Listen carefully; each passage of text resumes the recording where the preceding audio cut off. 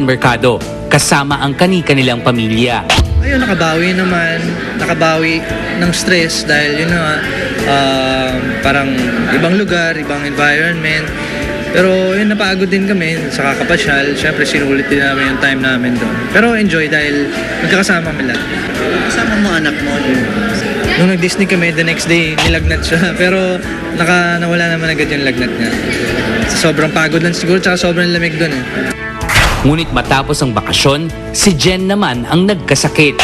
Siguro sa panahon, viral infection. Uso talaga eh. Tsaka, ayun, nagtitaping siya, napupuyat. Tsaka hindi kasi masyado uminom ng tubig, kaya medyo na-dehydrate, so nanghina yung katawan. Umalit ka. Ayun, isang gabi, mas malala. Pero ngayon, medyo umokay na. So, nabukasan na yung pag-aalala ko siya. Yeah, she was confined for 3 days, but na-discharge na siya yesterday, and she's resting. Yun yung advice ng doctor. She needs complete rest, so medyo hindi siya nakapag-taping. But starting Monday, back to work na siya ulit. She's not totally well pa eh. Nahihilo pa siya, medyo may slight fever, and masakit ang ulo. Ang diagnosed ng doctor is a virus. So, we don't really know kung saan nanggaling yung virus. Pero ang suspecha namin ni Jen, baka daw sa Hong Kong. Aminado si Dennis na nag-aalala siya sa madalas na pagkakasakit ni Jen simula pa nitong nakaraang taon. Nag-aalala, syempre, hindi mawawala yun. Pero, lagi rin ako nagpapaalala sa kanya na, alam mo yun, kailangan mo magpalakas, ganyan, exercise, huwag mag-isip ng stress kasi nakakadagdag lahat yan sa pagod sa katawan. Kaya, yun lang yung magagawa ko, magpaalala sa kanya. Siyempre, inaalagaan siya pag may sakit. Nakadagdag nga ba sa stress kay Jen ang kakulangan ng recognition para sa kanilang pelikulang Rosario sa nagdaang 2010 Metro Manila Film Festival Awards? Kami hindi naman talaga ganun ka-apektado. Si Jen, kasi lahat naman siguro sa interviews niya, sinasabi niya hindi naman siya talaga umaasa. So, nakakagulat lang yung mga nangyari. Gayunpaman, sabay nilang hinaharap ang mga pagsubok sa kanilang showbiz careers. Ni Jen, ilang taon na rin kami sa showbiz, alam na namin yung mga intriga na mga ganyan, hindi na dapat pinapansin dahil hindi naman nakakatulong kung papansinin mo pa yan. Ngayon, blessing na maituturing ni Dennis ang pagkakabilang niya sa cast ng unang telefantasya ng Kapuso Network para sa 2011, ang Dwarfina. Sa nasabing programa, makakaparehang muli ni Dennis ang aktres na si Heart Evangelista. Si Dennis mismo ang magbibigay ng detalye. Live dito sa Star Talk TX.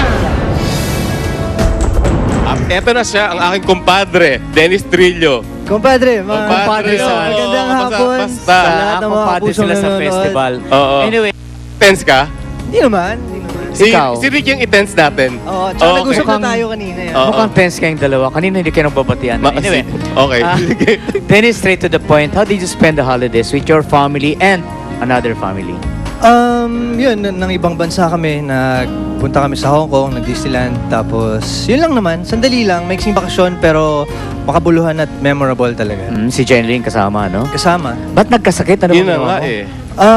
Nagkasakit siya siguro 2 days nung pagbalik namin. Siguro nanibago sa panahon, tapos may virus kasi, siguro viral infection. Oo, hindi naman Dennis Trillo virus. Yung... Hindi, naman, Butch Francisco lang, virus. Sa panahon lang kasi malamig. Eh, di ba? malamig, oo. Okay. Oo. Hindi, ano ba Tanungin mo nireklamo lang. niya talaga?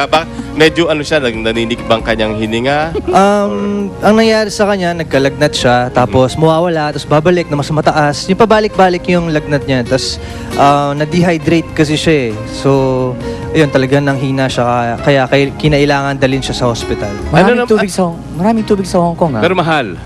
Hindi pwede from the faucet yan, di ba? Cheap naman nun. Straight No? Pero from the ako umiinom faucet, pa ako ng namasa. Anyway, pero ano naman ang ginawa ni Dr. Trillo para gumaling si Jenilyn na pasyente?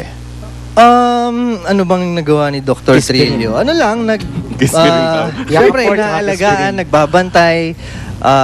Ganun lang naman yung mga pwede kong may tulong. Siyempre, kung anong kailangan niya, ganun. Siyempre, mahina siya. Smart, yeah. So, yung mga hindi niya kayang gawin, ako na lang yung tumutulong. Mas sa kanya. effective yun kaysa medicine, di ba? Yung mga Yakaport, kiss pa rin, ano? Nakakatulong. no? Anyway, Ayun, alamin natin sa pasyente dahil we have her on the nandito line. siya on the phone. Ang sweetheart ni Dennis, ng friend ni Boots Francisco. Trigero ka talaga, Ricky. Jenilyn Mercado. Wow. Hi, Hi. Jen. Hi, Jen. Hello, Jeneline. Good afternoon. Hi, good Hi, afternoon. Jenilyn. Si Butch. How are you? Hi, how are you? Mr. Oo, Wood? kilala mo si Boots, ano? Yeah, of Oo, course. so, Jen, inalagaan ka pala ni Dennis sa dito nagkasakit ka, no? Anong klaseng pag-aalaga yung ginawa sa'yo ni Dennis? Grabe pag-aalaga niya. Talagang nagbabantay sa ospital, sinsat yung temperature ko, parate. Sinusubukan? Sobrang nag-alala siya kasi. Mhm. Dahil hinang-hina na ako nung mga time na yun. Oo, so, Basta, wala akong masabi. Sobrang magbantay to. para siyang doctor nurse, ano? Anyway, Jen, back to work ka na? Kailan ka babalik sa trabaho? Babalik mo ko sa work sa Monday. Mhm. Ayun. Pero back to intriga ka muna. Pero ibang klaseng intriga to. Hindi naman. Ano naman ang balak nyo this 2011? Kayong dalawa?